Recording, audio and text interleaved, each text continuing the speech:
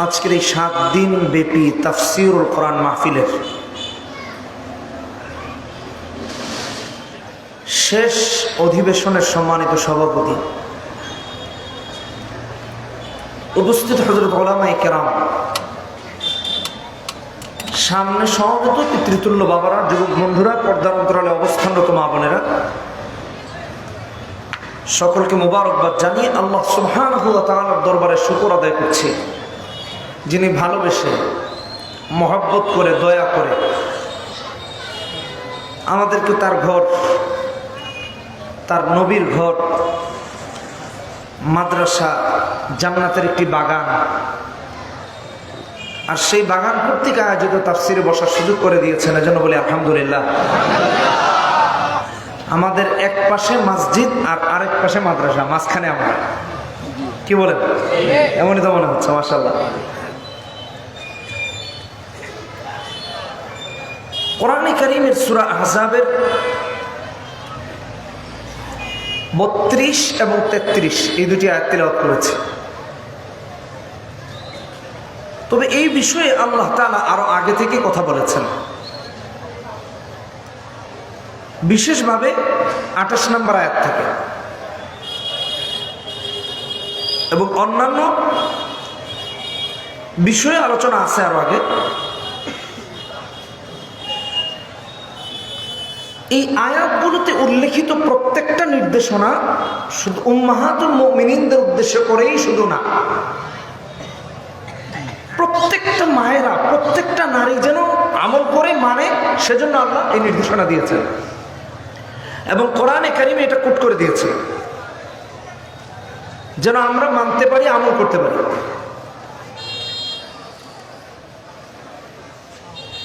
ইয়া নিসা আন-নবী, উম্মাহাতুল মুমিনিনদের উদ্দেশ্য করে আল্লাহ তাআলা বলছেন, হ্যাঁ নবী পত্নীগণ, লাসতুন্না কাআহাদিন মিনান নিসা, অন্যান্য নারীরা যেরকম তারা ওরকম নন, কোনো দিক দিয়েই তো নয়। পবিত্রতা অপবিত্রতার দিকে, গুনাহ অথবা পুণ্যের দিকে, ভালো মন্দের দিকে, নবীর স্ত্রী আর যারা কিনা নবী না তাদের স্ত্রীকে কোনোদিন না, কোনো দিকেই এক না। ইনিত্তাকাইতুন্না ফালা তাখদানা বিল কওল, আল্লাহ দিক নির্দেশনা দিচ্ছেন যে যদি কিনা আল্লাহকে ভয় করে থাকো তাহলে তাদের অবস্থা কেমন হবে? পরপুরুষের সাথে, এক কথায় যারা গায়রা মাহরুম, যারা, যাদের সাথে দেখা দেয় শরীয়তে জায়েজ নাই, আল্লাহ সুবহানাহু ওয়া তাআলা তাদের কথা উল্লেখ করে বলতেছেন স্পষ্ট আকারে, তাদের সাথে কোমল ভাষায় কথা বলা যাবে না। আর এখন সমাজের অবস্থাটা কি একটু চিন্তা করে দেখেন।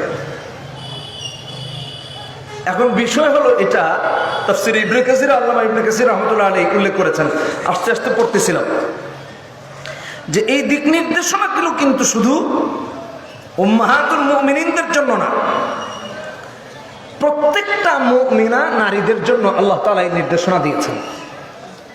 গায়রে মাহরম যারা, শরীয়ত যাদের সাথে দেখা করতে নিষেধাজ্ঞা আরোপ করেছে, তাদের সাথে কোমল ভাষায় কথা বলা যাবে না, মুষ্টি সুরে, মধুর করে, আকর্ষণীয় ভঙ্গিমা, হ্যাঁ আছে না নাই?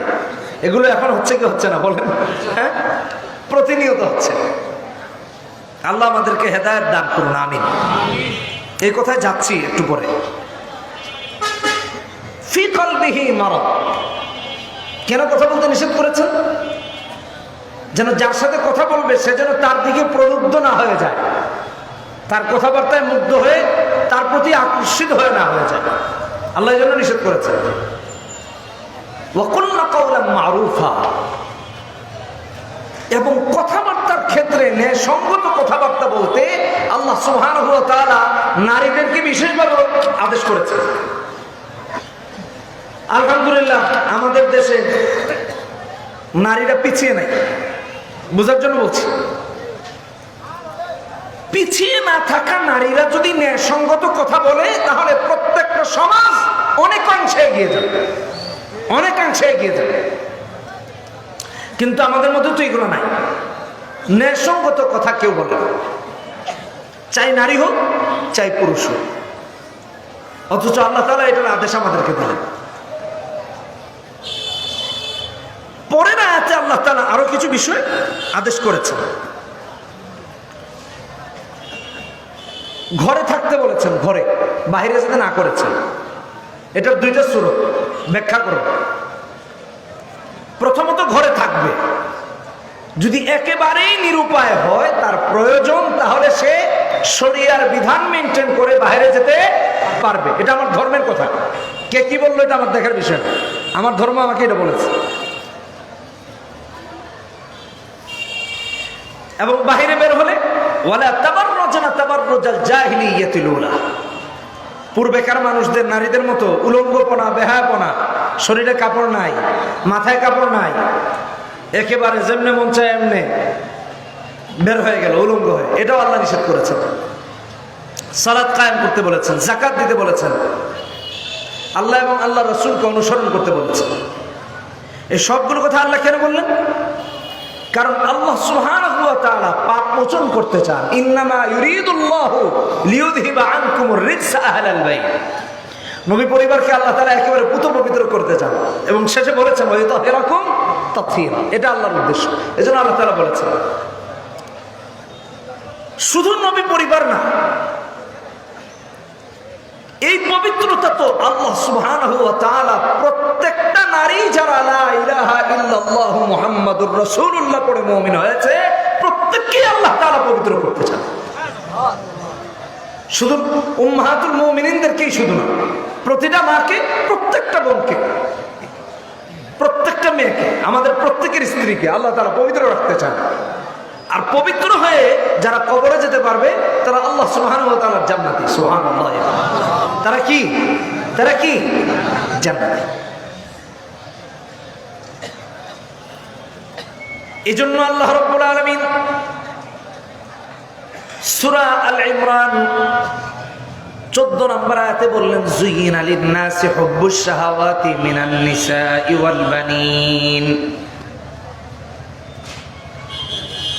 যে সকল বিষয়ে মানুষ গুমরাহির মধ্যে থাকে, বিপদগ্রস্ত হয়, বিকারগ্রস্ত হয়, সবচেয়ে বেশি বিপদে পড়ে, সমস্যা, তার মধ্যে একটা হলো নারীরা। একটা কি? একটা কি? নারীরা। সামনের কথাগুলো শুনলে আশ্চর্য হবেন যে কত ভাবে সারা পৃথিবীতে এগুলো হচ্ছে। পৃথিবীতে এমন কোন বিজ্ঞানী নাই, এমন কোন ভালো মানুষ নাই যে কিনা নারীর পেট থেকে জন্ম নেয় নাই, আবার এমন কোন খারাপ মানুষও নাই যে কোন নারীর পেট থেকে আসে নাই। কথা বলেন ঠিক কিনা? কথাটা আমি বুঝাতে পেরেছি কিনা জানি। নবী রাসূলগণ কার পেট থেকে আসছেন? নারী জাতির পেট থেকেই তো বের হয়েছে, নাকি অন্য কারো থেকে? কোন পুরুষের পেট থেকে বের হয়েছে কেউ? হয় না। পৃথিবীর যত বিজ্ঞানী আছে সারা পৃথিবীতে নারী জাতির পেট ছাড়া আসছে? কথা বলতে হবে, কথা বলতে হবে। আসছে? তাহলে নারী জাতির মর্যাদারও একটা দিক আছে, অপমানেরও আরেকটা দিক আছে। পৃথিবীতে যত ওলিয়া উলিয়া, গৌস, কুতুব, পীর, মাশায়েখ, বুজুর্গ, ইমাম, মুজতাহিদ, ফকিহ, মুহাদ্দিস, মুফাসসির যারা এসেছেন, আমরা কেউ কি মার পেট ছাড়া এসেছি?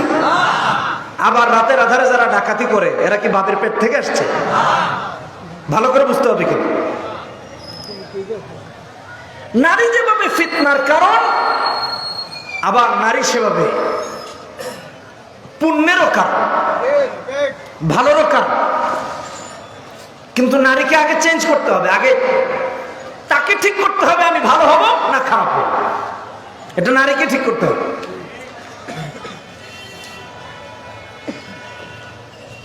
এই জন্য সমস্ত গুমরাহি আর সমস্ত ফিতনা ফাসাদ থেকে, সমস্ত অপকর্ম, অন্যায়, অশ্লীলতা থেকে যদি বাঁচতে হয়, তাহলে সবার আগে প্রত্যেকটা নারী হোক, প্রত্যেকটা পুরুষ হোক, তার ঈমানকে মজবুত করার কোনো বিকল্প নাই। এক নম্বর ঈমান মজবুত করতে হবে। ঈমান মজবুত তো সবকিছু এসে টক্কর লেগে পড়ে যাবে। ফুটবলকে মাটিতে মারেন, দেখবেন পড়বে আবার উঠে আসবে। নাকি মেরেছেন মাটি গর্ত হয়ে নিচে চলে গেছে? আর মাটি যদি নরম হয় তাহলে লেগে থাকবে, বরং ওখানে একটা তার আর্ট তৈরি করবে, দেখা যাবে ওখানে ঢুকে আরো কিছু মাটির জায়গা সে দখল করে নিয়ে ওখানে ঢুকে পড়ছে। কি বলেন, ঠিক কিনা বেটা? যেন পরিপূর্ণ ঈমান এবং মজবুত ঈমান দরকার, দুর্বল ঈমানদার হওয়া যাবে। এখন তো সমাজে আপনার আমার অবস্থা এমন, এত দুর্বল ঈমানদার আমরা, টাকার লোভের কাছে নিজের ঈমান বিক্রি করে দেই, বাড়ি গাড়ির লোভের কাছে নিজের ঈমান বিক্রি করে দেই, ক্ষমতার লোভের কাছে নিজের ঈমান বিক্রি করে দেই, মানুষের সামান্য প্ররোচনায় পড়ে নিজের ঈমান বিক্রি করে দেই। রাস্তা দিয়ে একটা পরনারী হেঁটে যাচ্ছে, তার পিছনে ইফটিজিং এ লেগে যাই। ঈমান তো আপনাকে আমাকে তাকে ডিস্টার্ব করতে বলে নাই, তার পিছনে লাগতে বলে নাই। ঈমান আর ইসলাম তো আপনাকে আমাকে একজন নারীকে মায়ের মর্যাদায় বসাতে বলেছে, স্ত্রীর মর্যাদায় রাখতে বলেছে, কাউকে আবার বোনের মর্যাদা দিয়েছে, কাউকে আবার খালার মর্যাদা দিয়েছে, কাউকে আবার ফুফুর মর্যাদা দিয়েছে। তাম পৃথিবীর সমস্ত নারীদেরকে ইসলাম যে মর্যাদা দিয়েছে, আল্লাহর কসম পৃথিবীর কোন ধর্ম, পৃথিবীর কোন দেশে এত বেশি মর্যাদাবান নারী।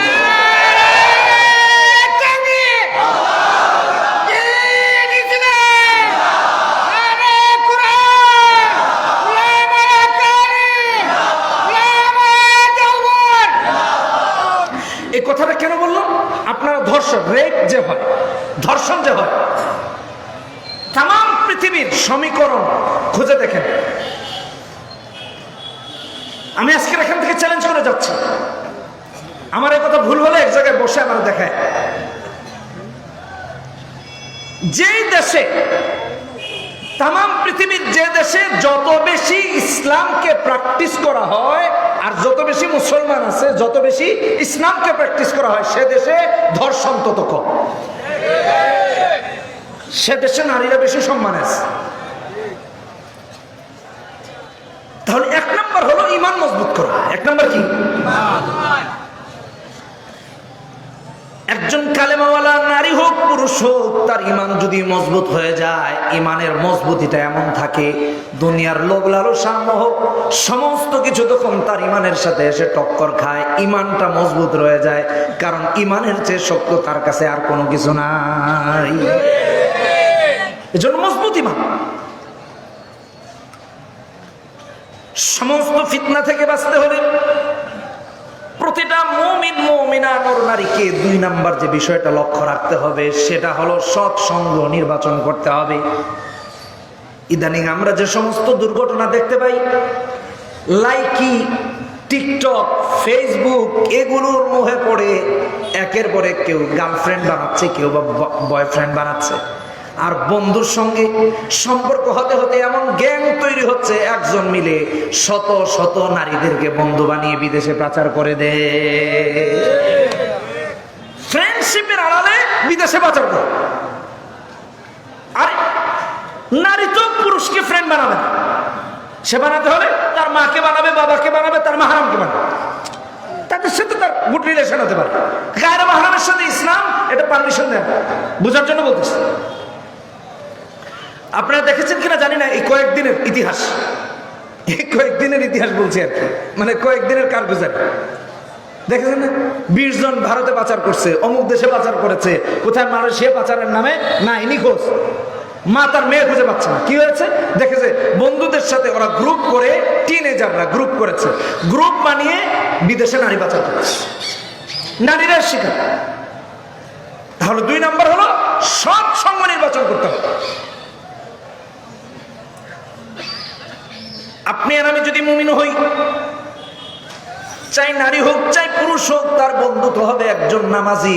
কোনো বেনামাজি নামাজির বন্ধু হতে পারে না, ততক্ষণ পর্যন্ত হতে পারে যতক্ষণ পর্যন্ত কেবল তার সাথে যদি দাওয়াতি সম্পর্ক থাকবে, ভাই চলো নামাজের দিকে, হাইয়া আলাস সালাহ, হাইয়া আলাল ফালাহ, ওইটুক পর্যন্ত তার সাথে সম্পর্ক থাকবে। নামাজের দাওয়াত দেন, নামাজে আসে না। হজের দাওয়াত দেন, হজ ফরজ হয়েছে, হজ করতে যায় না। যাকাত ফরজ হয়েছে, যাকাত দেয় না। হক্কানি আলেম ওলামাদেরকে দেখতে পারে না। নবীর সুন্নতের প্রতি তার বিদ্বেষ রয়েছে। ওই সমস্ত মানুষের সাথে কোনো মুমিন নামাজি আল্লাহওয়ালা মানুষের কোনোদিনও বন্ধুত্ব হতে পারে না। নেক বন্ধু নির্বাচন করতে হবে। কিসের জন্য? হুব্বুশ শাহওয়া, কুপ্রবৃত্তি, মনের যে কামনা বাসনা, এটাকে যদি আগে বিলীন করতে হয়, আর এটা যদি বিলীন না হয় পর্দা আসবে না। এটা যদি বিলীন করতে পারি, তাহলে কোন নারীকে উত্ত্যক্ত করা থেকেও বিরত থাকতে পারবো না। ভালো করে বুঝুন, নেক বন্ধু নির্বাচন করা। 3 নাম্বার, আল্লাহু আকবার, আল্লাহু আকবার, বেকারত্ব দূর করতে হবে। হাদিসের মধ্যেও তো আসছে, রাসূল বলেছেন না নিয়ামাতানে, 2টা নিয়ামত। কি কি? as-সিহহাত ওয়াল ফারাগা, সুস্থতা এবং অবসর। এটা এমন 2 নিয়ামত যার ব্যাপারে আপনি আর আমি সবচেয়ে বেশি ধোঁকায় আছি। কথা বলেন ঠিক কিনা? বেশি কিভাবে আছি? একটু ফ্রি হয়েছি তো মোবাইল নিয়ে বসে গেছি, কেউ ফেসবুক চালাচ্ছি, কেউ ওই যে টুইটার চালাচ্ছি, কেউ টিকটক চালাচ্ছি, কেউ মুভি দেখছি, কেউ গান দেখছি, কেউ আবার গেমস খেলছে। আহা, এখন তো ছেলেপেলেরা মাদকের নেশার চেয়ে বেশি জঘন্য হয়ে গেছে মোবাইলের নেশা, ফেসবুকের নেশা, বুঝেন নাই কথা? টিকটকের নেশা, তারপর আবার পাবজি গেমসের নেশা। এই কথা বলেন কি আমি মিথ্যা বলছি? ফ্রি ফায়ার গেম আছে না নাই? ফ্রি ফায়ার আছে না একটা? কি আজীব অবস্থা! অ্যালার্ম দিয়ে রাখে যে আমার মহল্লায় ওইখানে ওই যে যুদ্ধ করে কি কি করে না করে, তো হঠাৎ করে রাত 3টা বাজে অনেক সময় আক্রমণ হয়, ওটা অ্যালার্ম দিয়ে রাখে। উঠে ঘুম থেকে উঠে আহারে আমার শহরে হামলা করতেছে, তাড়াতাড়ি এটা প্রোটেক্ট করি, আবার শহরকে বাঁচানোর এই করে সেই করে। এগুলো মাঝে মাঝে দেখি তো, বাচ্চা কাচ্চাদের দেখে কি করে না করে জানার জন্য একটু একটু দেখি। কিন্তু আমার বিষয় হলো, অ্যালার্ম দিয়ে গেমস খেলার জন্য রাতের বেলা উঠে, কিন্তু তাহাজ্জুদ পড়ার জন্য ওঠে না, আল্লাহর কাছে দোয়া করার জন্য ওঠে না, কোরআনে কারীমের তিলাওয়াত করার জন্য ওঠে না, হক্কানি আলেমদের জন্য চোখের পানি ফেলে দোয়া করবে, এটার জন্য তাদেরকে দেখা যায় না। ঠিক কিনা বেঠিক? জোরে বলেন। এখন সমাজের এই অবস্থা আমাদের যুবকদের, কোথায় গেছি আপনি?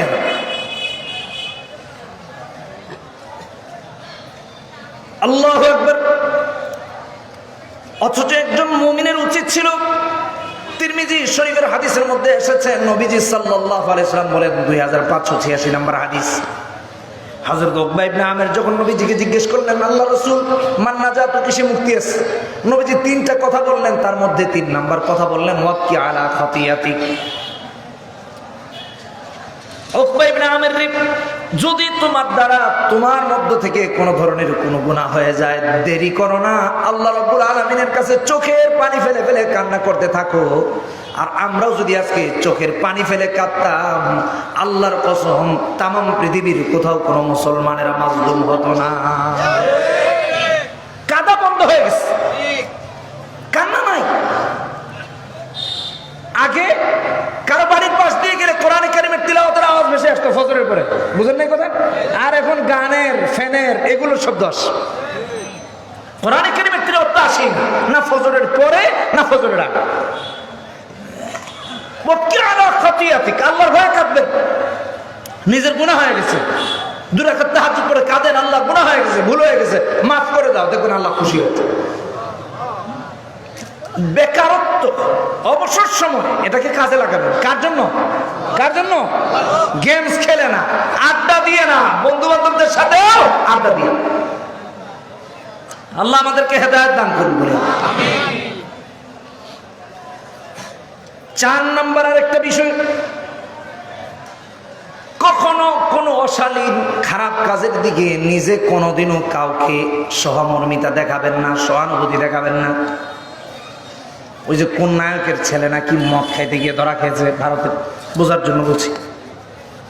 কোনো অশ্লীল কাজ, অন্যায় কাজ কোনোদিনও কারো প্রতি সহানুভূতি দেখানো যাবে না। মদ খাচ্ছে গিয়ে বলা যাবে না ভাই আরেক লোক খা, তাও তো তৃষ্ণাটার যাক, বিষয়টা এমন না। বরং বলতে হবে আমার আল্লাহ কোরআনে কারীমের মধ্যে মদকে হারাম করেছেন, ভাই মদ খায় না। কথা বলেন ঠিক কিনা? ছেলেটা বেনামাজি, একটা দিনও নামাজে যায় না, তার প্রতি কোনোভাবেই আপনি আর আমি সহানুভূতি দেখাতে পারি না, এটা মুমিনের কাজ না। বরং নামাজের সময় যখন হয়ে যাবে, বাবা তার সন্তানকে বালেগ হলে পরে হাত ধরে ধরে মসজিদে গিয়ে হাজির হবে, সহানুভূতি দেখাবে না অন্যায় কাজের দিকে। আচ্ছা, এখন আছে না নাই? আমাদের বাবাদের, অর্থাৎ দুর্বল ইমানদার বাবা, দুর্বল ইমানদার মাদের অবস্থা তো হয়ে গেছে এমন, ফজরের সময় যখন মসজিদে মুয়াজ্জিনের আজান উঠে, ছেলেটাকে ডাকে, বাবারে উঠ। ছেলে বলে, বাবা গো ঘুম তো ভাঙে না, চোখ তো খুলতে পারি না। বাবা আর ডাকে না, কয় আমার ছেলেটারে কষ্ট করে মসজিদে কেমনে নেই। অনেক বাবা এমন আছে না নাই? কিন্তু সবচেয়ে গুরুত্বপূর্ণ বিষয় হলো, কারো কোনো মন্দ কাজ দেখে কোনোদিনও তার প্রতি সহানুভূতি, ভালোবাসা, সহমর্মিতা দেখানোর কোনো পথ ইসলাম আপনাকে আমাকে দেয় নাই। চোখ ভাঙে না, বাবার দায়িত্ব তখন হবে চেহারার মধ্যে পানি নিয়ে ছিটা দিয়ে বলা, বাবা আল্লাহ তাআলার ডাক এসেছে, হাইয়া আলাস সালাহ হাইয়া আলাল ফালাহ। তুমি এতক্ষণ পর্যন্ত কেন ঘুমাবা? রাতের বেলা তো ঘুমিয়েছো, চলো আল্লাহর দরবারে গিয়ে বাপ পুত মিলে দুজন মিলে হাজিরা দিয়ে আসি। এটা হওয়া উচিত ছিল। এজন্য খারাপ কাজের দিকে সহমর্মিতা না দেখানো। 6 নম্বর হলো, 5 নম্বর হলো, কোন ধরনের খারাপ কাজ নিজে করব দূরের কথা, কোন মানুষেরকেও কোনোদিন আদেশ দেয়া যাবে না। এটাকে যদি আরেক ভাষায় বলি, আমরি বিল মারুফ নাহি আনিল মুনকার করতে হবে। সব কাজের দিকে হাঁটতে বসলেও আপনি আর আমি দাওয়াত দিতে পারি। রাস্তা থেকে কাটা বা কষ্টদায়ক জিনিস সরিয়ে দেওয়া ইমানের সবচেয়ে ন্যূনতম শাখা, ঠিক কিনা বেরিয়ে জুড়ে বলেন? কিন্তু আপনি আর আমি পানি খেতে খেতে যাই, পানির বোতলটা রাস্তায় ঠাস করে ফেলে দিয়ে যাই, এটা ইমানদারের কাজ না। হ্যাঁ, এখন আমরা ঝাড়ু নিয়ে গিয়ে কত অ্যাক্টিং করে, কত কিছু করে রাস্তা পরিষ্কার করি না। একজন মুমিনের কাজ হবে, রাস্তায় যদি কষ্টদায়ক কোনো কিছু পড়ে থাকে, কলার ছিলকা পড়ে আছে, এটাকে উঠায় নিয়ে ডাস্টবিনে ফেলে দেন। মুমিনের কাজ। কেউ করেছে তো তাকে বাধা দেন, তাকে বোঝায় দেন, এটা ইমানদারের কাজ। সৎ কাজের আদেশ দেওয়া, অসৎ কাজ থেকে কি করা? জোরে বলেন, কি করা? বাধা দেওয়া। করবো তো ইনশাআল্লাহ। কথায় আওয়াজ নাই, এত মানুষের আওয়াজে তো শয়তান কই যাবে? সৎ কাজের আদেশ, অসৎ কাজ থেকে বাধা দিব তো ইনশাআল্লাহ। আল্লাহ কবুল করুন, জোরে বলি আমিন। এই কয়েকটা বিষয় যদি আপনার আমার মধ্যে আপনি আর আমি স্থাপন করতে পারি, ইনশাআল্লাহুল আজিজ, সমস্ত শয়তানের কুমন্ত্রণা থেকে আমরা মুক্তি পেয়ে যাব ইনশাআল্লাহ। আল্লাহ রাব্বুল আলামিন আয়াতে বললেন, লাস্তুন্না কাহাদিম মিনান নিসা। নবী পত্নীদেরকে উদ্দেশ্য করে বলছেন, অন্যান্য নারীদের মতো তোমরা নও। ইনিত্তাকাইতুন্না ফালা তাখদানা বিল কওল। এটা প্রত্যেকটা মুমিন মুমিনা, নারী পুরুষ সবাইকে একটু শোনা দরকার। নারীদের জন্য, সমস্ত পৃথিবীর মুমিনা নারীদেরকে আল্লাহ বলছেন, কোন গায়ের মাহরাম নারীর সাথে, কোনোদিনও পুরুষের সাথে, গায়ের মাহরাম পুরুষের সাথে কোনো মুমিনা নারী কমল কণ্ঠে কথা বলতে পারবে না। কমল কণ্ঠে নিজের প্রতি আগ্রহী করার জন্য, নিজের প্রতি আকর্ষণ করার জন্য এটা করতেই পারবে না। আর এখন আমাদের মা বোনদের অবস্থা এমন, চাই স্বামী হোক চাই স্ত্রী হোক, নিজের স্বামীর সাথে ভালো করে কথা বলুক আর না বলুক, গায়ের মাহরাম পুরুষের সাথে মধুর কণ্ঠে কথা বলে। স্বামী আসলে স্বামীর সাথে ভালো করে কথা নেই। হ্যাঁ, এটা পারবো না, ওটা পারবো না, কেন এটা করলো না, কেন এটা হলো না। স্বামীরও একই দোষ। কথা বলেন ঠিক না বেরিয়ে? স্বামীরও একই দোষ। কিন্তু পরপুরুষের সাথে, ওরে আল্লাহ, হ্যালো, কে বলছেন, কোত্থেকে, বাড়ি কোথায়, ওয়াও আপনার কণ্ঠটা তো খুব সুন্দর। বাস্তব না অবাস্তব? এখন দেখি সবটি ঠিক জুড়ে কয়, এতক্ষণ সাউন্ড ছিল না। বাস্তব কথা বলছি।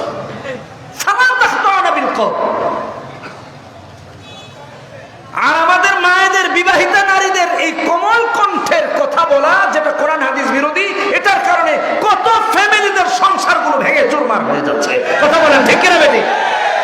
ইসলাম এটা নিষেধ করেছে, এটা হারাম, এগুলো বন্ধ করেন। গায়ের মাহরামের সাথে কিসের মধুর কথা? বরং মুমিনা নারীদের চরিত্র তো এমন হওয়া উচিত, স্বামী যখন তার ঘরে প্রবেশ করবে, সালাম বিনিময় হবে, সালামের পরে সুন্দর করে মধুর কণ্ঠে স্বামীকে বলবে, স্বামী গো, সারাদিন অফিস করে এসেছো, শরীরটা দুর্বল হয়ে গেছে, চেহারায় ক্লান্তির ছাপ, আসো তোমার জন্য একটু শীতের দিন এসেছে, গরম পানির ব্যবস্থা করি। কথা বলেন ঠিক কিনা? এই স্বামী আর স্ত্রীর মধ্যে যে মহব্বতের সম্পর্ক থাকবে, তা দেখে আল্লাহর আরশ পর্যন্ত খুশি হয়ে যাবে, সন্দেহ নাই। কিন্তু এটা করবে না যার সাথে দরকার নাই তার সাথে কানেকশন লাগায়, আর স্বামীর সাথে পুরা উল্টা পাল্টা। হ্যাঁ, এই 3 পিস এটি আমাদের দেশের কাজের মেয়ে পড়ে, রাখো কথা বলেন ঠিক কিনা? এইগুলা এই যে চুনারুঘাটের ফুটপাতে পাওয়া যায়। আমি ওই দিন যাওয়ার টাইমে বরিনার মারে নিয়ে দেখছি, এটা কোন হইল ব্র্যান্ডের টাকা নাই। কথা বলেন ঠিক কিনা বেটা? পুরা কর্কশ, মানে কত প্রকারও কি কি। আর জামাই চিন্তা করে, আল্লাহ কোন জাহান্নামে আমারে ঢুকাইলা না আমার ঘরে ঢুকাইলা, তুমি মানো, আর কেউ জানে। স্বামীর সাথে সুন্দর করে কথা বলে, আর স্বামীও এখন উল্টা পাল্টা, বোর সাথে ভালো করে কথা নাই, তো দুজনেরই সমস্যা। আমার বউ ভাল লাগে না, আর বাইরে যাই সবই ভাল লাগে, ব্যাপারটা সমস্যাটা কোথায়? সমস্যাটা তো এখানে আল্লাহর বিধান না মানা। কথা বুঝেন না? আল্লাহর বিধান না মানা, দিনের কথা না মানা।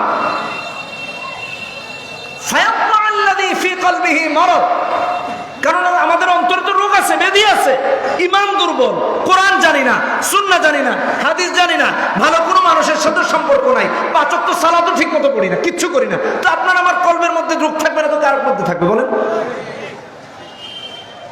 আল্লাহ আমাদের হেফাজত করুন বলে না। নামাজ আদায় করবো তো ইনশাআল্লাহ, দিনের উপর চলবো তো ইনশাআল্লাহ, খারাপ কাজ করবো না তো, গুনাহ করবো না তো। যে নারীর ফিতনা থেকে বাঁচতে হবে। নবীজি কি বলেছেন? ইন্না আউওয়ালা ফিতনাতিন বানি ইসরাঈল, কে? নিসা, নারীরা। বানি ইসরাঈলের মধ্যে সবচেয়ে প্রথম যে ফিতনা দেখা দিয়েছে এটা নারীর ফিতনা। নারীর ফিতনার আগে কোনো ফিতনা দেখা যায় না। মুসলিম শরীফের হাদিস 7178 নম্বর হাদিস, রাসূলুল্লাহ সাল্লাল্লাহু আলাইহি ওয়াসাল্লাম বলেছেন, মিথ্যা কথা। এখন আপনাকে আমাকে নারীর ফিতনা থেকে বাঁচতে হলে অবশ্যই পর্দার ব্যাপারে মজবুত ঈমান রাখতে হবে। কোরআনে কারীমের জন্য আল্লাহ সুবহানাহু ওয়া তাআলা বলেন, সূরা নূর 30-31 নম্বর আয়াত, قُل لِّلْمُؤْمِنِينَ يَغُضُّوا مِنْ أَبْصَارِهِمْ وَيَحْفَظُوا فُرُوجَهُمْ। আবার নারীদের কথা বলতে গিয়ে বললেন, وَقُل لِّلْمُؤْمِنَاتِ يَغْضُضْنَ مِنْ أَبْصَارِهِنَّ وَيَحْفَظْنَ فُرُوجَهُنَّ। একজন পুরুষ তার দৃষ্টির যেরকম হেফাজত করবে, তার লজ্জাস্থানের হেফাজত করবে, নারীও তার পুরুষ যেরকম লজ্জাস্থান আর চোখের হেফাজত করবে, নারীও তার লজ্জাস্থান আর তার নজরের হেফাজত করবে। ইসলাম দেখেন কত সুন্দর সমবন্টন করেছে, শুধু পুরুষকে বলেছে, নারীকে বলে না এমন না, নারীকেও বলেছে, পুরুষকেও বলেছে, একই কথা। অনেকে বলে সমান অধিকার দরকার। আমি বলি, তাম পৃথিবীর কোন বিজ্ঞান অথবা আবিষ্কৃত হবে এমন কোন বিজ্ঞানও নারী পুরুষের সমান অধিকার দিতে পারবে না। নারীকে নারীর অধিকার দিয়েছেন আল্লাহ, আর পুরুষের জন্য যে অধিকার দরকার সেই অধিকার দিয়েছেন আল্লাহ। নারীকে যে অধিকার দেওয়ার তা আল্লাহ দিয়েছেন, পুরুষের যে অধিকার দরকার তা আল্লাহ পুরুষকে দিয়েছেন। একজন নারী আর একজন পুরুষ মারামারি লাগলে পারবে? কথা বলেন না কেন? বুঝার জন্য বলতেছি। এই জন্য দেখেন না, নারী নির্যাতন আইন আছে আমাদের দেশে বা তাম পৃথিবীতে। পুরুষ নির্যাতনের আইন আছে কিনা আমার জানা নাই, আপনাদের যাদের আইন আছে তারা জানবেন। যদি সমান সমান হইতো তাহলে ওইটাও তো থাকা দরকার। কি বলেন, ঠিক কিনা বেটি? হয় কি হয় না? পুরুষের সাথে এই ধরনের ঘটনা হয় কি হয় না? আহা, কথা বলে না, হয় কি হয় না? জাস্ট একটা উদাহরণ দিলাম। তার মানেই বোঝায় নারীরা দুর্বল, পুরুষরা কি সবল। আর ইসলাম তো এটা আরো সুন্দর বোঝা আছে। দেখেন, পৃথিবীতে যত নবী রাসূল আল্লাহ পাঠিয়েছেন, একজনও নারী দেখাতে পারবেন? একজনও নারী আছে? সবাই কি পুরুষ? বুঝার জন্য বলেছে। এই জন্য পর্দার বিকল্প কিছু নাই। অথচ নারী কোরআনে কারিমে সূরার মধ্যে আল্লাহ রাব্বুল আলামিন 59 নম্বর আয়াতে বললেন, কুল্লি আজওয়াজিকা ওয়া বানাতিকা ওয়া নিসাইল মুমিনিন ইউদনিনা আলাইহিন্না মিন জালাবিবিহিন। পর্দা করতে বলেছেন, চেহারা ঢেকে রাখতে বলেছেন। আর এখন তো এগুলা করেন, যত দেখাইতে পারে মনে করে সেটা নাকি আধুনিকতা। আমার মাথায় আসে না, পৃথিবীতে অনেক ফ্যাশন শো হয়, দেখেন, এগুলো তো আপনার তো অন্ধ না, ইউটিউবে দেখা যায় বা সোশ্যাল মিডিয়া দেখা যায়। তামাম পৃথিবীর যত মল আছে, যত আধুনিক সভ্যতা আছে, যত সভ্য লোক আর ভদ্রলোক নিজেকে ভদ্র বলে দাবি করতে চায়, যত আধুনিকতা আছে, মডার্ন সিভিলাইজেশন আছে, তারা নারীকে উলঙ্গ করার মধ্যে আধুনিকতা খুঁজে আর নিজেরা কাপড় পরিধান করার মধ্যে আধুনিকতা খুঁজে। পুরুষদেরকে কাপড় পরায় আর নারীদেরকে খোলায়। কথা বলেন ঠিক কিনা বেরিয়ে? চাই গরম হোক আর চাই ঠান্ডা হোক, তারা কাপড় পরে কিন্তু নারীকে খোলায়। হ্যাঁ, বাস্তব কথা। প্রত্যেকটা অঙ্গে বা অঙ্গনে এভাবেই নারীকে পণ্য হিসেবে ব্যবহার করা হচ্ছে। এই জন্য তাকি উসমানী সাহেব দামাত বারাকাতুহু খুব সুন্দর লিখেছেন, নারী তার স্বামীকে ভাত বেড়ে দেয় না। বুঝেন নাই কথাটা? এটাকে তার চাকরামি মনে করে, এটা অন্যের গোলামি মনে করে, কিন্তু ঠিকই বিমানবালা হওয়াটাকে খুব গর্বের মনে করে যে আমি তো এয়ার হোস্টেস। আরেক বেটাকে খাওয়াইতে ভাল লাগে কিন্তু নিজের জামাইকে খাওয়াইতে ভাল লাগে না। এই কথা বলেন না, আমার কথা বোঝেন নাই আপনারা? কথা বোঝেন নাই আপনারা? হ্যাঁ, সেটার জন্য কত কষ্ট করতে হয়, আগে আগে যেতে হয়, এটা করতে হয়, সেটা করতে হয়, কিন্তু নিজের জামাইকে খাওয়াবে না কেন? ওখানে যেভাবে সেজে গুজে আরেক বেটাকে খাওয়াও, ঠিক সেভাবে সেজে গুজে নিজের জামাইকে একদিন খাওয়া দেখো, জামাই নিজের কলিজাটা খুলে খাওয়ায় দিবে। এই কথা বলেন ঠিক কিনা? পর্দা খুব গুরুত্বপূর্ণ। খালি নারী যে খেয়ানত করে এমন না, পুরুষও করে। ইসলাম এটা বলে না। আমাদের এখন মায়েরা ঘরে সাজে না, ওনারা শুনতেছেন, শুনুক। এখন তো আমরা আপাতত পুরুষ এখানে বেশি আছে, কি বলেন ঠিক কিনা? ভালো করে বুঝেন। ঘরে থাকলে স্বামী সারাদিন অফিস করে এসেছে, বাজার থেকে এসেছে, চাকরি করে এসেছে, এসে যখন ঘরে ঢুকে দেখে গালের মধ্যে চুলার কালি, শরীরের মধ্যে পেঁয়াজের গন্ধ, ডালের গন্ধ, তারপরে কি একটা ঘামের গন্ধ, চিন্তা করে বাইরে যা দেখলাম তাই তো ভালো ছিল, ভিতরে এসে দেখি সবই তো উল্টাপাল্টা। বাস্তব কথা বলছি। কেন এটা হবে? কেন? স্বামী ঘরে আসার আগে তার তো টাইম আছে, কখন আসবে খোঁজ নেন। স্বামী ঘরে আসার আগে আপনি তার স্ত্রী, আপনি সেজে গুজে থাকেন, মেকআপ করে থাকেন, ঠোঁট পালিশটা ভালো করে পালিশ করেন। কথা বলেন ঠিক কিনা বেরি? লিপস্টিক লাগান, নিজের পারফিউম হালাল থাকলে সেটা মারেন, পুরুষকে দেখানোর জন্য আর নাকে ঘ্রাণ দেওয়ার জন্য না, নিজের স্বামীকে দেখানোর জন্য আর ঘ্রাণ দেওয়ার জন্য। এই কথা বলেন ঠিক কিনা বেরি? তাইলে শরীর থেকে ঘামের গন্ধ আসবে না, পেঁয়াজের গন্ধ আসবে না, মরিচের গন্ধ আসবে না, ডালের গন্ধ আসবে না। স্বামী ঘরে এসে দেখবে কি বাহিরে কি দেখছি না দেখছি, আমার বউয়ের চেয়ে সুন্দর তো পৃথিবীতে আর কোনো বউই হতে পারে। কথা জোরে কয় না। আরে ভাই, এটা তো আপাতত আমাদের পক্ষের ছিল, তো এটা তো ঠিকঠাক মতো বলা হয়। হ্যাঁ, কিন্তু এটা নাই। এখন আমাদের সমাজের কি হয়েছে? নারীরা ঘরে থাকে নোংরা হয়ে, একেবারে ছেঁড়া থ্রি পিসটা আর একেবারে দামি শাড়িটা উঠায় রেখে দিবে, দামি থ্রি পিসটা উঠে রেখে, এটা আমার দেবরের যেদিন গায়ে হলুদ হবে সেদিন পরবো, এরাকে আর পরা যাবে? দেবরের সাথে দেখা করে যায় যাচ্ছে, তো এটা দেবরকে দেখাবে কেন? বিয়া দেবর করছে না জামাই করছে? আর আমরা জামাইরা কত বড় গাধা, চিন্তা করে দেখ। কিনে দেয় পর পুরুষকে দেখানোর জন্য, নিজে দেখবার পারি না ভাই, কি অসহায়। এটা বলে ঠিক, চিন্তা করে দেখেন, আল্লাহ জানে কোন জায়গায় আইলাম। তো কিনে কি দিচ্ছেন? আরেক বেটারে দেখানোর জন্য। আবার সহজ স্বীকারোক্তি কয় না, বোঝার জন্য বলতেছে। তাহলে আমাদের মধ্যে ভারসাম্য কি হওয়া উচিত ছিল? নারী সুন্দর করে তার স্বামী আসার আগে সেজে গুজে বসে থাকবে। কথা বলেন ঠিক কিনা বেটি? তারপর আসার পর দেখবে, সালাম দিবে, আসসালামু আলাইকুম, ঘরে ঢুকবে, ঢুকে দেখবে আমার বউ মাশাআল্লাহ ফর্সা মানুষ, কালো থ্রি পিসটা পরছে, খুব সুন্দর লাগতেছে, আবার লিপস্টিকটাও একেবারে পিঙ্ক কালার, কি বলেন ঠিক কিনা, ঠোঁটে দিয়েছে, মেকআপটাও ভালো করেছে। বলবে মাশাআল্লাহ, কি ব্যাপার আব্দুল্লাহর আম্মু, তোমারে তো আজকে খুব সুন্দর লাগতেছে। বউ আবার চিন্তা করবে, আল্লাহ জানে কোন দিকে কি উঠলো টুটলো, আসলেই কি আমার এত সুন্দর লাগতেছে কিনা। একবার গিয়ে ওই কি বলে এটা ড্রেসিং টেবিলে দেখবে, আবার উল্টায় দেখবে যে আসলে ঠিক আছে কিনা। যখন খুশি হয়ে যাবে চিন্তা করবে, আরে আমার জামাই বলছে আমার এত সুন্দর লাগছে, জামাইয়ের ঠান্ডা ভাতটা কিভাবে দেই, গরম করে আবার নতুন করে দরকার লাগলে ভাত খাও। এটাও ঠিক, কি বলবেন? হ্যাঁ, বাস্তব কথা বলতেছি। কিন্তু আমাদের, আচ্ছা নারীদের কথা তো বললামই, কিন্তু আমাদের পুরুষদের অবস্থা কি? বাহির থেকে যাবে, একেবারে মনে হয় যে যুদ্ধের ময়দান থেকে মাত্র আসছে, বুঝছেন না কথাটা? গিয়া দরজার মধ্যে ঠাস ঠুস লাথি উস্তা এতক্ষণ হইল খরচ না কেন। আর ভিতরে বউ মনে করেন যে ঘুম লেগে গেছে, সারাদিন ক্লান্ত শরীর, আপনি তো বাজার থেকে গেছেন 12টায়, চিন্তা করছে ঠাস ঠুস বাড়ি শুনে লাভ দিয়ে উঠতে কয় লা ইলাহা ইল্লাল্লাহ সুবহানাল্লাহ, আল্লাহ কোন দিকে ভূমিকম্প হইতেছে, খাট খুট ঠিক আছে না দরজা মরজা ঠিক আছে। পরে দেখে জামাই ডাকতেছে, গিয়া খুলছে, খুলে আগে সেপ দে বুকের মধ্যে, লা ইলাহা ইল্লাল্লাহ সুবহানাল্লাহ। আজরাইলি আইলো না জামাই আইলো? আচ্ছা, স্বামী স্ত্রীর সম্পর্ক কি এটা? কথা আমার বুঝলে ভালো করে ঠিক করে বলেন, এটা না, এটা না। ইসলাম তাহলে কি সম্পর্ক কায়েম করেছে? স্বামীকে সুন্দর করে ডাক দিবে, তার জন্য ডিস্টার্ব না হয়। কথা বলেন ঠিক কিনা বেঠিক? তারপর কি দিবে? সালাম দিবে। কি দিবে? জোরে বলেন, কি দিবে? সালাম দিয়ে ডাকবে, আসসালামু আলাইকুম, আব্দুল্লাহর আম্মা গেটটা খোলো। কথা বলেন ঠিক কিনা বেঠিক? তারপর ভিতরে যায়, ভেতরে গিয়ে কয় বাদ দে। ওইদিকে বেচারি তো লা ইলাহা ইল্লাল্লাহ সুবহানাল্লাহ পড়তে পড়তে শেষ। আল্লাহ আজকে কি যে হয় আমার, আল্লাহ জানে।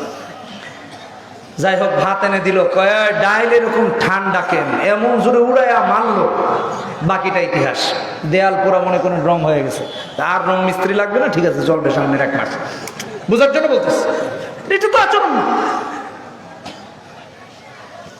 এখন বউ যদি একটু ওনার মতো আজরাইল মার্কা হয়, তাহলে ঠিক আছে দাঁড়া, তোরে খাওয়াই দিছে। ওই রুম থেকে পানিটা দেওয়ার সময় জগের মধ্যে মারতে তো পারবো না, কিছু কইতেও পারবো না, সইতে তো পারবো, যা সেপ খায় আমরা। কি বলেন ঠিক কিনা বেটি? কথা কি ঠিক বললাম না বেঠিক বললাম? আর যদি এমন না হয়, স্বামী স্ত্রীর সম্পর্ক যদি মধুর হয়, তাহলে অবস্থাটা এমন হবে, স্বামী যখন সালাম দিয়ে বলবে আব্দুল্লাহর আম্মা দরজাটা খুলুক, স্ত্রী ওয়ালাইকুম আসসালাম বলে দরজা খুলবে, উভয় একজন আরেকজনের দিকে হাসি দিয়ে বলবে তোমাকে তো খুব সুন্দর লাগছে। স্ত্রী খুশি হয়ে বলবে তোমাকে খুব ক্লান্ত মনে হচ্ছে, আসো ঘরে আসো। কাপড় পরিবর্তনের জন্য জামা কাপড়গুলো আলাদা করে দিবে, গায়ের কাপড়টা খুলো, এটা ঘেমে গেছো। স্বামীও খুশি, স্ত্রী তো এমন খুশি হবে, জামাই যখন ঘরে ঢুকে বলবে তোমাকে ভালো দেখাচ্ছে, খাবারটা ঠান্ডা হলেও গরম করে দেওয়া ছাড়া স্বামীকে দিবে না। আর যদি গরিব না হয়, তার যদি সাধ্য সামর্থ্য শক্তি থাকে, তাহলে চিন্তা করবে জামাইকে ভাত খাওয়াবে কেন, আমার জামাই 3 বেলায় যেন পোলাও খেয়ে থাকো, পোলাও খাক, মুরগ পোলাও খাক, আমার কষ্ট হয় হোক। এরকম নেককার স্বামী কোথায় পাবো?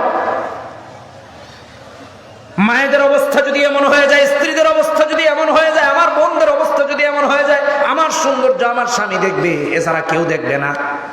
আর প্রত্যেকটা স্বামীর অবস্থা যদি এমন হয়ে যায়, আমার দৃষ্টি অন্য কোনো পর নারীর দিকে যাবে না, সমাজের ইফটিজিং বদ্ধ হয়ে যাবে, প্রত্যেকে নিজের স্ত্রী নিয়ে খুশি থাকবে, হারাম সম্পর্ক কোনো নারী পুরুষের মধ্যে হবে না।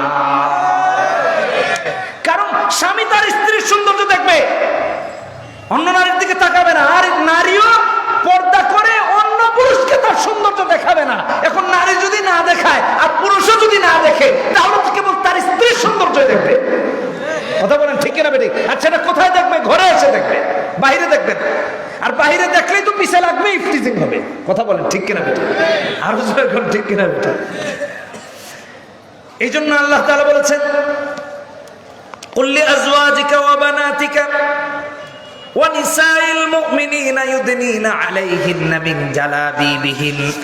প্রত্যেকটা নারী পুরুষ পর্দার জায়গা থেকে যদি নারী পর্দা করে, আবার যদি পুরুষ পর্দা করে, ওই সমাজের মধ্যে ইফটিজিং বন্ধ হবে। কিভাবে? ছোট্ট একটা উদাহরণ দেই। রাসূলুল্লাহ সাল্লাল্লাহু আলাইহি ওয়াসাল্লাম সবচেয়ে বড় যে ফিতনার কথা বলেছেন, বুখারী বর্ণনা 5092 নম্বর হাদিস। নবীজি বলেন, মা তারাক্তু বাদি ফিতনাতান আদাররা আলার রিজালি মিনান নিসা। আমার পরে সবচেয়ে বড় ক্ষতিকর যেই ফিতনা রেখে গেলাম, ওই ফিতনা হলো নারীর ফিতনা। নারীর চেয়ে বড় আর কোনো ফিতনা হতে পারে না। আমরা বা আপনারা কতটা ইন্টারন্যাশনাল পলিটিক্স বুঝেন জানি না। কোন পৃথিবীর কোন ক্ষমতাধরকে, কোন রাজাকে, কোন বাচ্চাকে, কোন ব্যক্তিকে যদি কুলসিত করতে হয়, চরিত্র হরণ করতে হয়, তাহলে যুগে যুগে নারীর মাধ্যমেই হয়েছে। আপনারা ইতিহাস খুঁজে দেখেন, নারী দিয়ে হয়েছে। আরব বিশ্বের রাজা বাচ্চারা মুসলমান হয়ে মুসলমানের পক্ষে কথা বলতে পারে না, কারণ তাদের পেছনে ইহুদি খ্রিস্টানরা এমন ভাবে ইসলামের দুশমনরা নারী লাগিয়ে দিয়েছে, সবকিছু ভিডিও রেকর্ড তাদের কাছে আছে, কোনো কথা বলা যাবে না। তোমার সব নাটাই ঘুড়ি উড়ায় না, ঘুড়ির সুতার মাথা কই থাকে, যে ঘুড়ি উড়ায় তার কাছে থাকে, এরকম করে রেখে দিয়েছে। রাসূলুল্লাহ সাল্লাল্লাহু আলাইহি ওয়াসাল্লাম কত সুন্দর কথা বলেছেন। আবার নারীর মর্যাদায় নবীজি কি বললেন? মুসলিম শরীফের হাদিস 3716 নম্বর হাদিস, আদ-দুনিয়া কুল্লুহা মাতা ওয়া খায়রু মাতা'id দুনিয়া আল মারআতুস সালিহা। তামাম পৃথিবীটা ভোগ করার জায়গা, পৃথিবীর সমস্ত কিছু ভোগের, কিন্তু নারীর চেয়ে সুন্দর ভোগের আর কিছু নাই। কোন নারী? যিনি সালেহা, আবেদা, জাহেদা, নেককার যদি নারী হয়, তার চেয়ে আর ভোগের সবচেয়ে আরামদায়ক আর কিছু হতে পারে না। সতী সাথী নারী যিনি সালেহা, নেককার, যার ঘরে একজন নেককার স্ত্রী আছে, তার জান্নাত তার ঘরের মধ্যেই আছে। যার ঘরে যেই সন্তানের একজন মা নেককার আছে, তার জান্নাত তার ঘরে আছে। কথা বলেন ঠিক কিনা বেঠিক? আর যেই নারী আর পুরুষ তথা স্বামী স্ত্রীর ঘরে একজন নেককার মেয়ে জন্ম নিয়েছে, ওই বাবা মায়ের চেয়ে আর শান্তির সংসার হতে পারে না। আর মেয়ে যদি বৎকার হয়, তাহলে অবস্থা কেমন হয় চিন্তা করে দেখেন তো একটু। আল্লাহ হেফাজত করবো বলি আমরা। এই জন্য নবী অন্য হাদিসে বলেছেন, নাসাই শরীফের হাদিস 5958 নম্বর হাদিসে নবীজি বলেছেন, আমার কাছে আতর, সুগন্ধি আর নারীকে সবচেয়ে বেশি প্রিয় করা হয়েছে। আল্লাহু আকবার, আল্লাহু আকবার। হুব্বিবা ইলাইয়া আন-নিসা ওয়াত-তিব, রাসূল নিজে বলেছেন। তো নারীকে রাসূলুল্লাহ সাল্লাল্লাহু আলাইহি ওয়াসাল্লাম তার কাছে প্রিয় বলে ঘোষণা করেছেন। কোন নারী? যিনি সালেহা। আর আমাদের সমাজের যুবকরা নিজে যখন বিয়ে করার জন্য যায়, তখন বদকার নারী দেখে বিয়ে করে, সালেহা দেখে বিয়ে করে না। ডান্স পারে কিনা দেখে, গান পারে কিনা দেখে, এটা হয় কিনা সেটা হয় কিনা, ওইগুলো সব দেখে। অথচ উচিত ছিল যুবকরা যখন বিয়ে করতে যাবে, প্রথম দেখা স্ত্রীকে বলবে, তুমি কি নামাজ পারো কিনা, ইসলামের আরকান আহকামগুলো তোমার জানা আছে কিনা, ফরজ গোসল পারো কিনা, দিন সম্পর্কে তোমার কি জ্ঞান আছে। আচ্ছা দেখি সূরা ফাতিহাটা একটু পড়ায় শোনাও। দাঁড় করায় চুল দেখে, হাঁটা দেখে, এটা দেখে, সেটা দেখে, বাপকে দেখায়, মাকে দেখায়, চাচাকে দেখায়, দাদাকে দেখায়, নানাকে দেখায়, নিজের ছোট ভাইকে দেখায়, পর পুরুষদেরকে পর্যন্ত দেখায়। কিন্তু এমন মুসলমান এখন সমাজের মধ্যে যুবতীদের মধ্যে অভাব, যে কিনা জিজ্ঞেস করে, বোন রে তুমি কি সূরা ফাতিহাটা সহি করে পড়তে পারো নাকি, একটু শোনায় দেখা। এরকম নাই, এটা জিজ্ঞেস করে না। সমাজ কিভাবে নষ্ট হচ্ছে চিন্তা করে দেখো। দিনের বুঝ থাকতে হবে, দিনের বুঝ না থাকলে জীবনে হবে না। রেপ বন্ধ হয়ে যাবে, ইফটিজিং বন্ধ হয়ে যাবে যদি কোরআন হাদিস ফলো করা হয়, আর না জীবনও বন্ধ হবে না। আহা, কত ধর্ষণ, প্রতিদিন কোথাও না কোথাও ধর্ষণ হচ্ছে। বুখারী শরীফের হাদিস 6474 নম্বর হাদিস,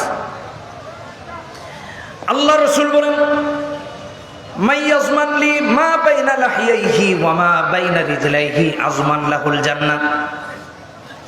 আল্লাহর যে বান্দা বান্দি, রাসূলের যে উম্মত চাই, নারী হোক পুরুষ হোক, তার দুই চোয়ালের মাঝখান আর দুই পায়ের মাঝখানের যখন মুহাফেজা হয়ে যাবে, রাসূল নিজে ওই নারী পুরুষের জান্নাতের জামিনদার হয়ে যান। রাসূল নিজে তার জান্নাতের জামিনদার হয়ে যাবে। চিন্তা করেছেন একটু? আপনি শুধু আপনার লজ্জাস্থানের হেফাজতের জামিনদার হয়ে যান, রাসূল আপনার জান্নাতে যাওয়ার জামিনদার হয়ে যান। নবীজির কথা, নবীজির বক্তব্য।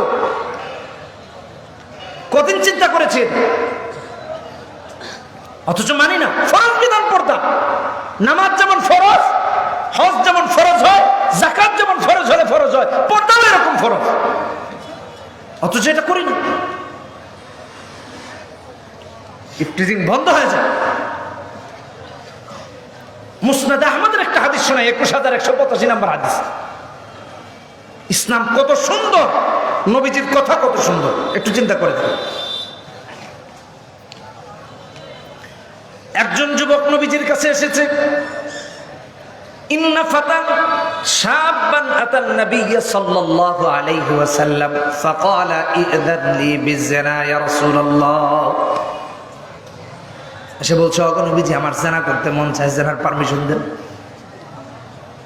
নবীজি কত সুন্দর চরিত্রের অধিকারী ছিলেন একটু চিন্তা করে দেখেন। আজকের এই মজলিসে যদি একজন যুবক দাঁড়িয়ে এই কথা বলে, মার একটাও মনে হয় মাটিতে পড়বে না যে হুজুরের কাছে এটা কি বলিস। কিন্তু নবীজি নিজেও মারেন নাই, কাউকেও মারতে দেন নাই, নিষেধ করেছেন না। আবু বকর মেরেছেন না, ওসমান দাঁড়িয়ে গিয়েছেন, কেউ কিছু বলেন, সব চুপ। নবীজি বললেন জেনা করতে ইচ্ছা হচ্ছে তোমার, বলে হ্যাঁ। আল্লাহ রাসূল এবার বলতে লাগলেন, যুবকরে জেনাই যদি তোমার করতে মন চায় তাহলে তোমার কাছে জানতে চাই, তুমি একটু বলো তো দেখি, তোমার মায়ের সাথে যদি কেউ জেনা করতে চায় দিবা নাকি? কি বলেন ইয়া রাসূলুল্লাহ, এটা কি সম্ভব নাকি? মার সাথে জেনা করবে আর আমি বসে থাকবো না? কোনোদিনও সম্ভব না। আবার নবীজি বললেন, তোমার মেয়ের সাথে যদি কেউ জেনা করতে চায়, তুমি বাবা হয়ে তোমার মেয়ের সাথে কি জেনা করতে দিবা নাকি? কয় অসম্ভব। আবার নবীজি বললেন, তোমার বোনের সাথে যদি কেউ জেনা করতে চায় তুমি দিবা নাকি? কয় না। তোমার খালার সাথে যদি কেউ জেনা করতে চায় দিবা নাকি? কয় না। নবীজি ডেকে বলেন, যুবকরে তুমি যদি তোমার খালার সাথে কাউকে জেনা করতে না দাও, মেয়ের সাথে জেনা করতে না দাও, মায়ের সাথে জেনা করতে না দাও, তোমার বোনের সাথে জেনা করতে না দাও, তাহলে তুমি কার সাথে জেনা করবা? তারাও তো কারো না কারো মা, কারো না কারো বোন, কারো না কারো খালা, নয়তো বা কারো না কারো মেয়ে, তুমি কার সাথে জেনা করবা? যুবক দেখে বলো, ওগো নবীজি, এত সুন্দর করে আপনি আমাকে এই ঘটনাটা বুঝাইয়া দিলেন, জীবনে আর কোনোদিন যতদিন বেঁচে থাকবো কোনোদিনও নিজের মধ্যে জিনাহের আকাঙ্ক্ষাও আসবে না, আর কোনোদিন জিনা করবো না ইয়া রাসূলুল্লাহ, কোনোদিন জিনা হবে না, জিনার ইচ্ছা আসবে না মনের ভিতরে। ইসলাম এত সুন্দর, কার দিকে তাকাচ্ছেন? মায়ের বয়সী কোনো মহিলার দিকে তাকাতে হলে চিন্তা করেন, এটা তো আমার মায়ের মতো। বোনের মতো একটা মেয়ের দিকে যদি দৃষ্টি তুলে তাকান তাহলে চিন্তা করেন, আমার তো বোন আছে, সেও তো আমার বোন। এই কথা বলেন না কেন, ঠিক কিনা? মায়ের দৃষ্টিতে দেখেন, বোনের দৃষ্টিতে দেখেন, আশ্চর্য হয়। অনেক জায়গায় দেখা যায় ছোট্ট ছোট্ট মেয়েদেরকে ধর্ষণ করা হয়। এর চেয়ে লজ্জাজনক কিছু আছে? বিভিন্ন জায়গায় ঘটনা ঘটে, 6 বছর 7 বছরের মেয়েদেরকে ধর্ষণ করা হয়। ধর্ষণের শুধু শাস্তি হওয়া উচিত না, মৃত্যুদণ্ড হওয়া উচিত। কথা বলেন ঠিক কিনা বেটি? যারা রেপ করে, যারা ধর্ষণ করে, এদের মৃত্যুদণ্ড হওয়া উচিত। একবার একটু চিন্তা করে দেখুন, এই কথাগুলো কোরআন হাদিস ছাড়া এত সুন্দর আর পৃথিবীর কোন কিতাবের মধ্যে দেখাতে পারবেন না যে লজ্জাস্থানের জামিনদার হবেন, নবী তার জান্নাতের জামিনদার হবেন যদি সে মুমিন হয়। মা, মেয়ে, খালা, ফুফু, এদের সাথে তুলনা করে নবীজি যে উদাহরণ দিলেন, পৃথিবীতে এমন কোন শিক্ষা নাই যে শিক্ষার মধ্যে এত সুন্দর করে শিক্ষা দেওয়া হয়েছে, আর কোথাও দেখাতে পারবেন না। একটু খেয়াল করে দেখেন না, দেখেন কোথাও পাবেন। ইসলাম এত সুন্দর, ইসলাম এত সুন্দর। এখন আমরা ইফতিজিং বন্ধ করতে চাই, আবার ধর্ষণের দরজা খোলা রেখেছি। কথা বলেন ঠিক কিনা বেটা? ইফতিজিং বন্ধ করতে চাই, কিন্তু ইফতিজিং এর পথ তো খোলা।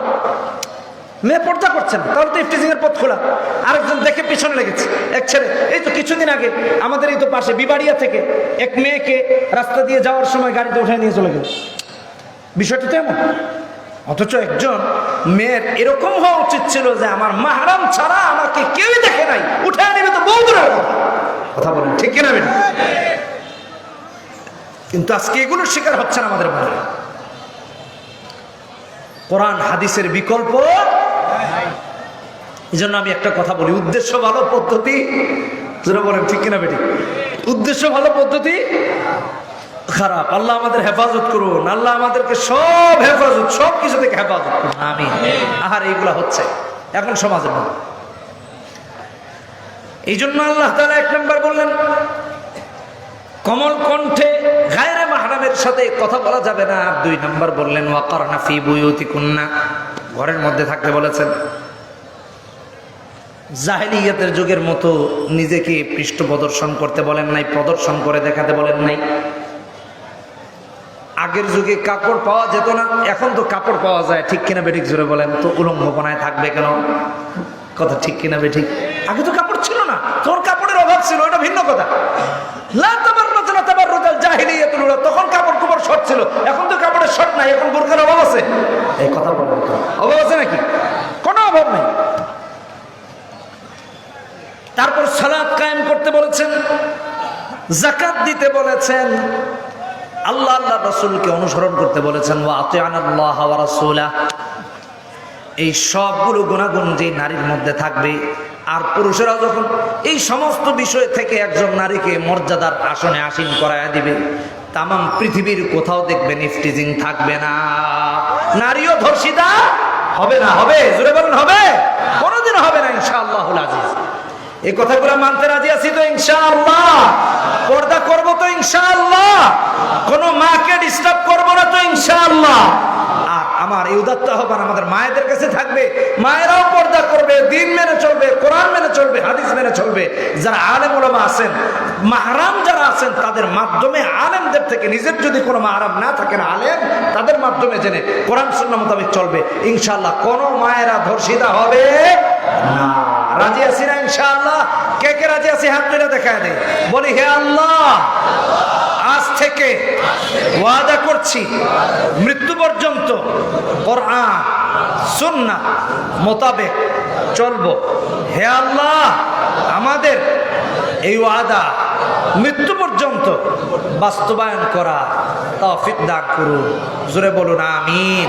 আরো জোরে বলুন আমিন। আমার আরো কিছু সময় বয়ান করার ইচ্ছে ছিল নিজেরই। কালকে সেই কালকিনি মাদারীপুর প্রোগ্রামে গিয়েছি, সারা রাত ঘুমাই নাই। বাসায় আমার মা এবং আমার ভাগ্নি দুজনে অসুস্থ, দোয়া করবেন আল্লাহ তাআলা যেন তাদেরকে শিফা দান করেন। একজনকে হসপিটালে এই গাড়িতে আসার সময়, আসতে চাই নাই, কিন্তু এই মাদ্রাসার যেন সম্মান কোনোভাবে ক্ষুণ্ণ না হয়, আলেম ওলামারা যেন কারো কাছে অপমানিত না হন, এই দিক বিবেচনা করে এসেছি।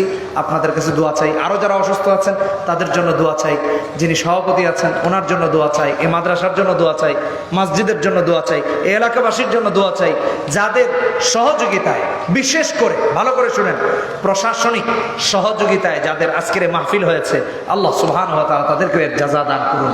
এলাকার যাদের সহযোগিতায় এই মাহফিল হয়েছে, আল্লাহ তাদেরকেও প্রতিদান দান করুন। সবাই দুরূদ শরীফ পড়ি, আল্লাহুম্মা সাল্লি আলা মুহাম্মাদ ওয়া আলা আলিহি ওয়া সাল্লাম। আল্লাহুম্মা আমিন। ربنا ظلمنا أنفسنا وإن لم تغفر لنا وترحمنا لنكونن من الخاسرين ربنا فاغفر لنا ذنوبنا وكفر عنا سيئاتنا وتوفنا مع الأبرار ربنا لا تزغ قلوبنا بعد إذ هديتنا وهب لنا من لدنك رحمة إنك أنت الوهاب ربنا هب لنا من أزواجنا وذرياتنا قرة أعين واجعلنا للمتقين إماما رب العالمين ডানে বামে সামনে পিছনে কত দাড়ি পাকা তোমার নেককার বান্দাদের নিয়ে হাত তুলেছি, চুল পেকে গেছে, দাড়ি পেকে গেছে, কত এতিম অনাথদের নিয়ে তোমার দরবারে হাত তুলেছি। রব্বুল আলামিন যে কিনা মা বলে ডাকার অবলম্বনটা হারিয়ে ফেলেছে, বাবা বলে ডাকার অবলম্বনটা হারিয়ে ফেলেছে, আল্লাহ ওই এতিমদের দিকে দেখে, অনাথদের দিকে দেখে, দাড়ি পাকা তোমার নেক বান্দাদের দিকে দেখে আজকের মোনাজাত, আজকের মাহফিল, আজকের সব আয়োজনকে তুমি কবুল করে নাও রব্বুল আলামিন। আমরা যারা তোমার দরবারে হাত তুললাম, আল্লাহ গো, আমাদের মধ্যে অনেকের মা নাই, অনেকের বাবা নাই। আল্লাহ, নেক সন্তান যেই বাবা মা রেখে যায়, আর বাবা মার জন্য ওই সন্তান যখন দোয়া করে, তুমি তা ফিরে দাও না রব্বুল আলামিন। আমরা দোয়া করি, রব্বির রহমহুমা কামা রাব্বায়ানি সগীরা, রব্বির রহমহুমা কামা রাব্বায়ানি সগীরা। প্রভু, যেই মাকে মা বলে ডাকতে পারি না কবরে শুয়ে থাকার কারণে, বাবাকে বাবা বলে ডাকতে পারি না কবরে শুয়ে থাকার কারণে, অন্ধকার কবরে কি অবস্থায় আছে জানা নাই।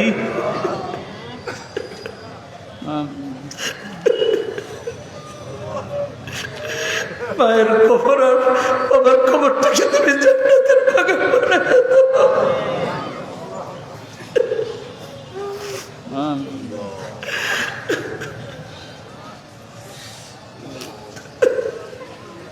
আল্লাহ,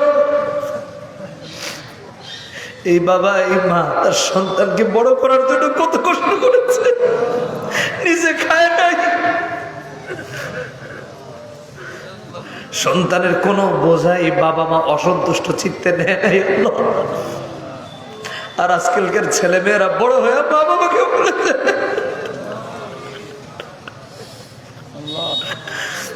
প্রভু, আমাদের যাদের মা বাবা বেঁচে আছে নেক হায়াত দিয়ে দাও, হায়াতে তৈয়বা দিয়ে দাও। মায়ের সেবা করে বাবার সেবা করে জান্নাত পাওয়ার তৌফিক দিয়ে দাও রব্বুল আলামিন। আমরা যারা সন্তান জন্ম দিয়েছি, সন্তানের বাবা হয়েছে, আমাদের সন্তানদেরকেও তুমি নেককার পরহেজগার দিনদার আমানতদার বানায় দাও। যেদিন আমাদের চক্ষু বন্ধ হয়ে যাবে, নিঃশ্বাস বন্ধ হয়ে যাবে, আমাদের ছেলে মেয়েদেরকে ঘরে বসে বসে, ছেলেদেরকে জিয়ারত করে করে যেখানেই থাকবে পৃথিবীর, বাবার জন্য মায়ের জন্য দোয়া করার তৌফিক দিয়ে দাও। কোরআনে কারিমের তিলাওয়াত করে দোয়া করার তৌফিক দিয়ে দাও। হাফেজে কোরআন আলেমে দ্বীন হয়ে দোয়া করার তৌফিক দিয়ে দাও রব্বুল আলামিন। আমাদের সন্তানদেরকে নেককার বানায় দাও। মাদকাসক্তি থেকে তুমি হেফাজত করো আল্লাহ, ইফতিজিং থেকে তুমি হেফাজত করো আল্লাহ, দর্শন থেকে তুমি হেফাজত করো আল্লাহ, যারা বেবিচার থেকে তুমি হেফাজত করো আল্লাহ। আল্লাহ ওয়ালা বানায় দাও আল্লাহ, নেককার বানায় দাও, দিনদার বানায় দাও আল্লাহ, সালেহ আবেদ বানায় দাও, আলেমে দ্বীন বানায় দাও, মুত্তাকি বানায় দাও। বাবার সাথে যেন বেয়াদবি না করে, মায়ের সাথে যেন বেয়াদবি না করে, বরং এমন সন্তান যেন হয়ে যায় আল্লাহ মা বাবার সেবার মধ্যে তোমার সন্তুষ্টি খুঁজে পায়, এমন সন্তান আমাদেরকে দিয়ে দেওয়া রব্বুল আলামিন। গুনাহ করতে করতে গুনাহের বোঝা এত বড় হয়ে গেছে আল্লাহ, তোমার কাছে হাত তুলতেও লজ্জা লাগে।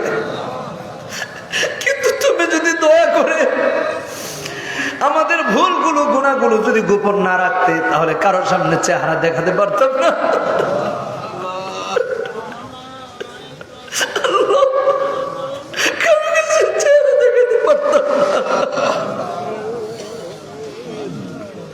তুমি আমাদেরকে দয়া করেছ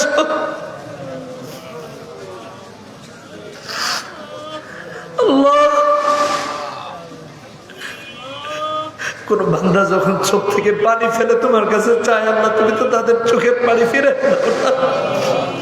আল্লাহ। দেখো তোমার বান্দারা তোমার কাছে যাচ্ছে, তুমি কিভাবে ফিরে দিবা আল্লাহ। নবীজি বলেছেন, কেউ ইয়া আরহামার রাহিমিন বা ইয়া আল্লাহ বলে ডাকলে তোমার আরশ আর তার ডাকের মাঝখানে কোনো পর্দা থাকে না। আল্লাহ, আমরা তোমারে ডাকতেছি ইয়া আল্লাহ, ইয়া আল্লাহ, ইয়া আল্লাহ।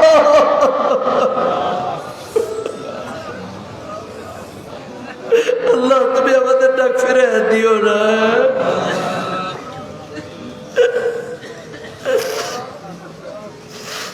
আল্লাহ, তুমি যদি ফিরে দাও, কে আমাদের ডাকে সাড়া দিবে? আর তো কেউ নাই। তুমি যদি আমাদেরকে বিদায় করে দাও, আমরা কার কাছে যাব?